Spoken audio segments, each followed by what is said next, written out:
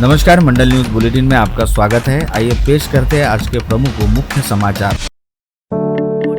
पूरे राज्य में जल प्रलय का अंदेशा सोमवार को सवेरे से सर्वत्र शुरू हुआ। मूसलाधार बरसात के बाद व्यक्त किया जा रहा है। बारिश में सभी ओर हाहाकार मचा दिया है। बांदा से लेकर चांदा तक लोग बाग घनघोर वर्षा के कारण भयभीत हो गए हैं। इस बीच मुख्यमंत्री देवेंद्र फडणवीस ने आपात बैठक में समस्त राज्य की बारिश की हालत का जायजा लिया। बता दें कि अमरावती सहित 13 जिलों में बारिश का रेड अलर्ट घोषित किया गया है। मुंबई में शालाओं को अगले आदेश तक छुट्टी दे दी गई है। अगले 12 घंटे में बहुत तूफानी बरसात की आशंका है। नांदेड़ सहित मराठवाड़ा के अनेक भागों में जल जमाव के समाचार मिल रहे हैं। वहाँ बादल फटने जैसे हालात रहने की जानकारी देते हुए बताया गया कि 20 से 25 लोग बाढ़ में फंसे हैं। उन्हें निकालने का प्रयत्न हो रहा है। छत्रपति संभाजी नगर से फौज की टुकड़ी बुलाई गई है। उत्तर महाराष्ट्र हो या पश्चिम महाराष्ट्र, सभी ओर भारी बरसात की वजह से नदी नाले उफान पर आ गए हैं। अनेक बांधों के गेट खोलने पड़े हैं। अकोला जिले में काटेपूर्णा डैम के 6 गेट खोले गए हैं। एनडीआरएफ के दलों को भी जिले में अलर्ट मोड पर रखा गया है। इस बीच अमरावती में आपदा प्रबंधन के अधिकारियों ने दोपहर तक किसी घटना की खबर से इनकार किया।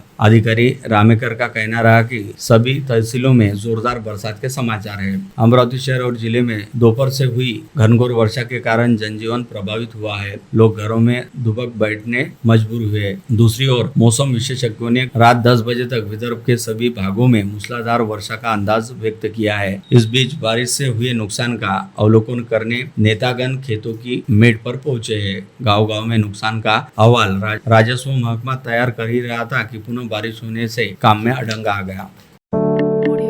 सीएम देवेंद्र फडणवीस ने आपात बैठक पश्चात लोगों को अलर्ट रहने कहा है। उन्होंने बताया कि शासन किसी भी हालत से निपटने के लिए रेडी है। इस बीच मुंबई में शालाओं को अगले आदेश तक छुट्टी घोषित कर दी है। ऑफिस और शालाओं में आज सप्ताह का पहला दिन होने के बावजूद परिस्थिति अत्यल पर रही। कई भागों में समाचार लिखे जाने तक तेज बरसात शुरू थी। बारिश की वजह से 9 विमानों की लैंडिंग रद्द करनी पड़ी। खराब मौसम के कारण एक विमान को अन्यत्र भेजा गया है। एयरलाइन कंपनियां यात्रियों से परिस्थिति अपडेट लेकर ही विमानतल पहुंचने का आह्वान कर रही है। गोवा, मुंबई, बेंगलोर, पुणे में घनघोर बरसात होने से विमान यातायात प्रभावित बताया जा रहा है।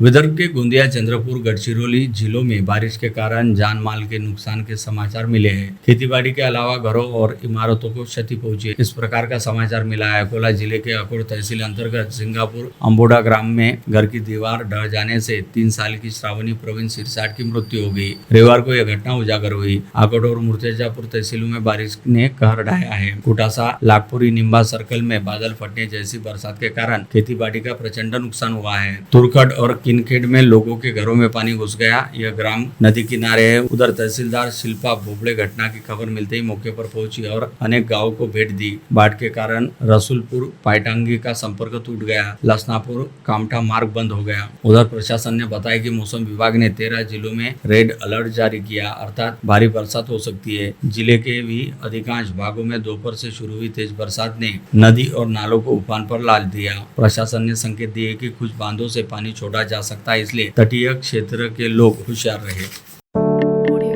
अकोला जिले से भी सर्वत्र भारी बारिश के समाचार प्राप्त हो रहे हैं। नदियां उफान पर आ गई है। काटपुर्णा बांध से आज सुबह 6 दरवाजे खोले गए। 154 क्यूसेक पानी छोड़ा जा रहा है। सभी तटीय भागों को अलर्ट किया गया है। अधिकारियों ने बताया कि कैचमेंट एरिया में बरसात जारी रहने से अभी भी सावधानी बरती जा रही है। दोपहर तक पानी छोड़ना जारी था। राज्य निर्वाचन आयोग के निर्देशानुसार स्थानीय स्वायत्त निकायों के आगामी चुनाव हेतु तय किए गए टाइम टेबल के तहत आज सोमवार 18 अगस्त को जिले की 10 नगर परिषदों तथा 4 में से 2 नगर पंचायतों की प्रारूप प्रभाग रचना आज घोषित कर दी गई, जिसका विगत लंबे समय से बड़ी बेसब्री के साथ इंतजार किया जा रहा था। इसके साथ ही अब नगर परिषद क्षेत्रों में 31 अगस्त तक तथा नगर पंचायत क्षेत्रों में 21 अगस्त तक मुख्याधिकारी के समक्ष प्रारूप प्रभाग रचना को लेकर आपत्ति व आक्षेप दर्ज किए जा सकेंगे, जिस पर समक्ष प्राधिकारी द्वारा सुनवाई के उपरांत प्रभाग रचना को अंतिम करते हुए उसे अंतिम मान्यता व मंजूरी हेतु जिलाधीश व संभागीय आयुक्त के जरिए राज्य निर्वाचन आयोग के पास भेजा जाएगा, जिसके उपरांत राज्य निर्वाचन आयोग द्वारा अंतिम प्रभाग रचना घोषित करते हुए सितंबर माह के अंत तक चुनावी अधिसूचना जारी की जाएगी। अमरावती शहर व जिले के ग्रामीण क्षेत्रों में मानसून शुरू हो जाने के बाद डेंगू के मरीजों की संख्या अचानक बढ़ चुकी है। जनवरी से 14 अगस्त तक जिला मलेरिया विभाग ने ग्रामीण क्षेत्र के 849 ब्लड सैंपल की जांच की। वही शहर में 350 सैंपल की जांच पिछले 8 माह में की गई, जिसमें ग्रामीण क्षेत्र 105 और शहर में अब डेंगू के 47 मरीज मिले। वही रविवार 10 अगस्त से 14 अगस्त तक ग्रामीण क्षेत्र के 64 सैंपल की जाँच में 5 डेंगू पॉजिटिव और शहर में 5 दिनों में डेंगू के 8 मरीज पाए गए। भारतीय जनता पार्टी के ग्रामीण जिलाध्यक्ष रविराज देशमुख ने अपने कार्यक्षेत्र अंतर्गत आने वाले मोर्शी, वरुड, चांदूर रेलवे, दामनगांव रेलवे, नांदगांव, खंडेश्वर व तिवसा तहसीलों एवं अमरावती ग्रामीण क्षेत्र के पदाधिकारियों का समावेश करते हुए भाजपा की जिला ग्रामीण कार्यकारिणी घोषित की, जिसमें महासचिव के तौर पर नितिन गुर्दे, शांतनु वानखड़े, सुमित पवार व ज्योति पाटिल की नियुक्ति की गई है। साथ ही इस कार्यकारिणी में उपाध्यक्ष के तौर पर सुधीर उर्फ राम जोशी तथा कार्यालयीन प्रमुख के तौर पर संजय काले व भरत यांगड़ को नियुक्त किया गया है। इसके अलावा इस जिला ग्रामीण कार्यकारिणी में 15 उपाध्यक्षों व 15 सचिवों की नियुक्ति की गई है। लोकशाहीर अण्णाभाऊ साठे की जयंती निमित्त बहुजन समाज पार्टी द्वारा गत रोज अमरावती में विशाल सम्मेलन का आयोजित किया गया था। संत ज्ञानेश्वर सांस्कृतिक भवन में आयोजित बसपा के इस सम्मेलन में बेनोडा भीमटेकड़ी क्षेत्र के युवा सामाजिक कार्यकर्ता गौरव खोंड ने अपने सैकड़ों कार्यकर्ताओं सहित अधिकृत तौर पर बसपा में प्रवेश किया। इस समय बसपा के प्रदेशाध्यक्ष एडवोकेट सुनील डोंगरे तथा राष्ट्रीय समन्वयक व प्रदेश प्रभारी राजाराम की प्रमुख उपस्थिति के बीच बसपा में प्रवेश करने वाले गौरव खोंड का पार्टी की ओर से सम्मान किया गया। प्रतिवर्ष अनुसार इस वर्ष भी विश्व छायाचित्र दिवस के उपलक्ष्य में अंबानगरी फोटो वीडियोग्राफर्स एसोसिएशन द्वारा कल 19 अगस्त को दोपहर 3 बजे से शाम 7 बजे तक शहर में भव्य कैमरा दिंडी का आयोजन किया जा रहा है। शहर के प्रमुख मार्गों एवं चौक चौराहों से होकर गुजरने वाली इस कैमरा दिंडी में जिले सहित आसपास के जिलों से सैकड़ों फोटोग्राफर्स और वीडियोग्राफर्स शामिल होंगे। साथ ही विभिन्न क्षेत्रों से वास्ता रखने वाले गणमान्यों द्वारा इस कैमरा दिंडी में उपस्थिति दर्ज कराई जाएगी। इस आशय की जानकारी अंबानगरी फोटो वीडियोग्राफर्स एसोसिएशन द्वारा आज बुलाई गई पत्रवार्ता में दी।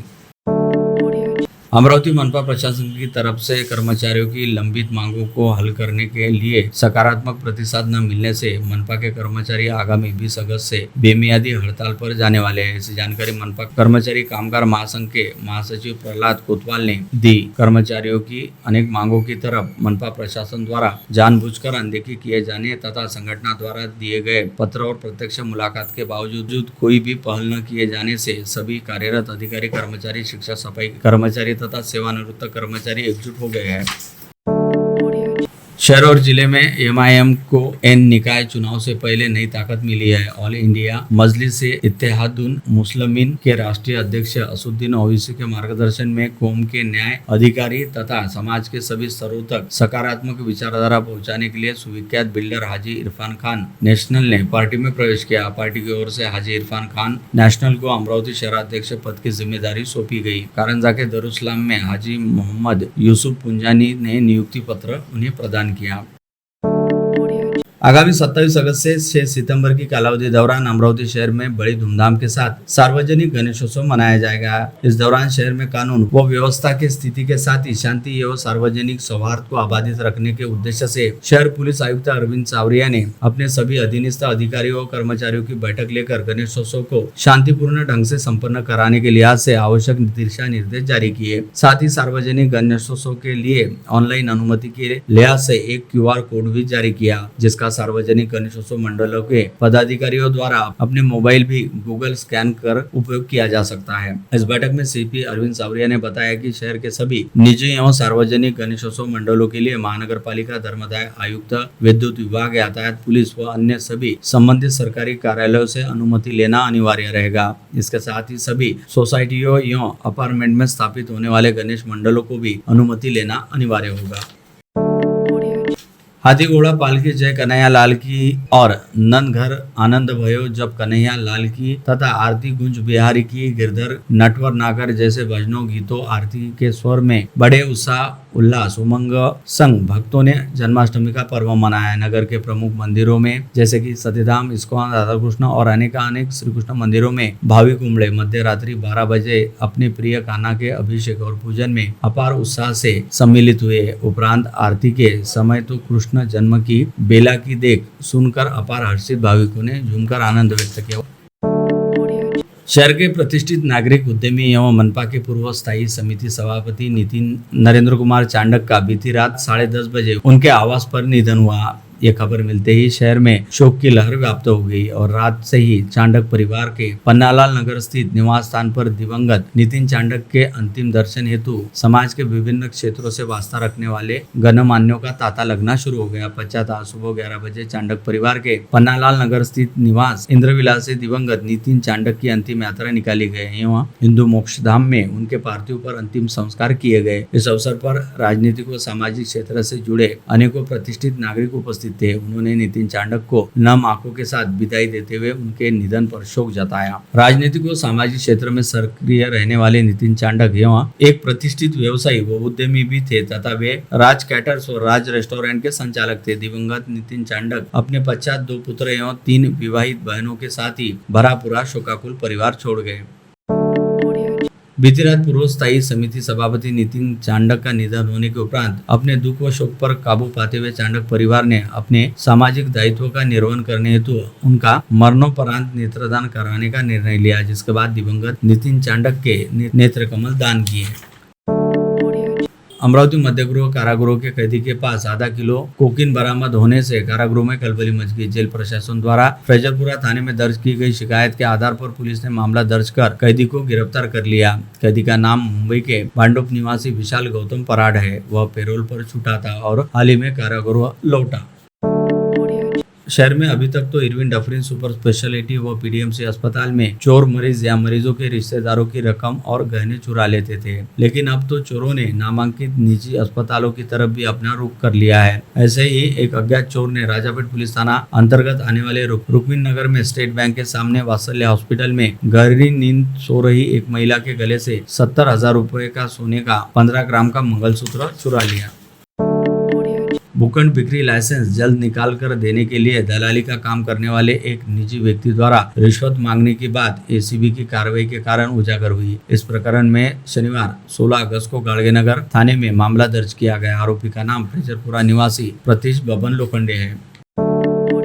ढवलसरी के एक वृद्ध से मोबाइल झपटकर भागे 2 आरोपियों को ग्रामीण अपराध शाखा के दल ने गिरफ्तार कर लिया। राजना गांव में उन्हें दबोचा गया। गिरफ्तार आरोपियों के नाम सागर विलास गेडाम और रोहन प्रकाश गेडाम है। दोनों ने घटना की कबूली दी है। इन दोनों आरोपियों के अलावा नाबालिग का भी समावेश है।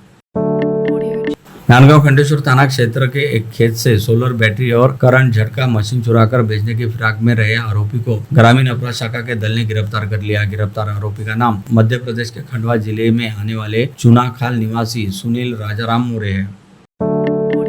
ग्रामीण अपराध शाखा के दल ने 17 अगस्त की रात पेट्रोलिंग के दौरान तिवसा शहर के गोंडपुरा झंडा चौक के अश्विन धुर्वे के यहाँ चल रहे जुआ अड्डे पर छापा मारकर 7 जुआरियों को रंगे हाथ पकड़ लिया। उनके पास से नगद राशि 6 मोबाइल 4 मोटरसाइकिल सहित 3,43,950 रुपए का माल जब्त किया। गिरफ्तार आरोपियों के नाम तिवसा निवासी अश्विन रामकृष्ण धुर्वे, साहेबराव घनश्याम लाकड़े, जयप्रकाश पुंडलिकराव आकोटकर, शेख जिब्राइल शेख इब्राहिम, प्रशांत प्रभाकर वानखड़े, मनोज रघुनाथ नेवाने, कैलाश अश्विन सोनोने हैं।